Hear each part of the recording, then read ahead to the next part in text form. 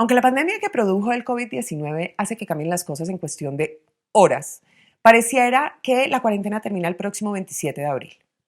La amenaza de contagio no ha variado, pero se retomarán actividades económicas y comerciales, aunque es previsible que en 1 o 2 meses volvamos a tener periodos de confinamiento en lo que se conoce como la estrategia del acordeón, que busca en lo posible controlar los momentos de mayor contagio. Lo cierto es que la economía de este país no daba más. Los propietarios de pequeños y medianos negocios están viendo a ver cómo resuelven pagar arriendos, servicios y nómina sin haber vendido.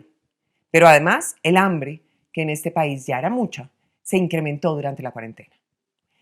En decenas de municipios y barrios de grandes ciudades de este país no cabe un trapo rojo más en señal de necesidad.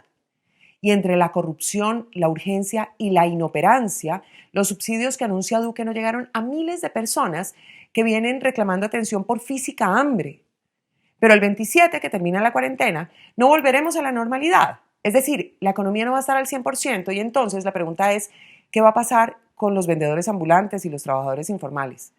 Es previsible que su nivel de ingresos no llegue siquiera a el que tenían antes de la cuarentena, que ya era bien precario.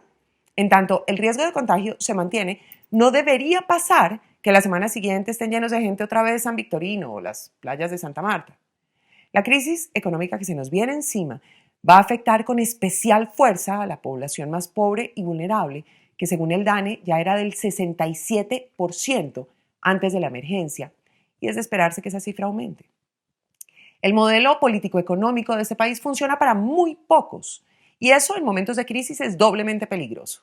De un lado, por las condiciones de vida de la inmensa mayoría de los colombianos, y del otro, por un ambiente político que tiende a favorecer el populismo, con el que algunos intentan pasar por los salvadores de la humanidad, mientras sus propuestas son claramente autoritarias y pretenden restringir aún más los derechos y las libertades de las personas. Aunque es difícil por el miedo y el hambre, este momento nos debería llevar a una reflexión democrática. Debemos repensar el modelo político que claramente no le conviene a nadie y que eso ha sido aún más evidente por cuenta del coronavirus. Y además tenemos que protegernos de quienes, desde ya, están dando pasos para profundizar un modelo económico con discursos falaces y demagogos, buscando proteger sus propios y privados intereses. Café picante.